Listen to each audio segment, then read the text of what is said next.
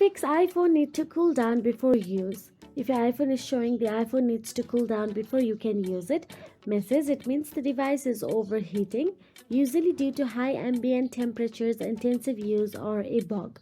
So here's exactly how to fix it and prevent it from happening again. First of all, turn it off immediately. Press and hold the power plus volume button, then slide to power off. Then move to a cool shaded place. Avoid direct sunlight, place it near a fan or air conditioned room. Then remove the case. Case is trap heat, taking it off allows faster cooling. Then unplug the charger as well. Charging generates heat, unplug to let it cool down faster. So the tips to prevent overheating in the future is don't leave iPhone in parked cars, avoid direct sun, use Apple certified chargers only, keep iOS and apps updated, and tie airplane mode if you are not using a Wi-Fi. If you found this video helpful, please like, share and subscribe, and thank you so much for watching.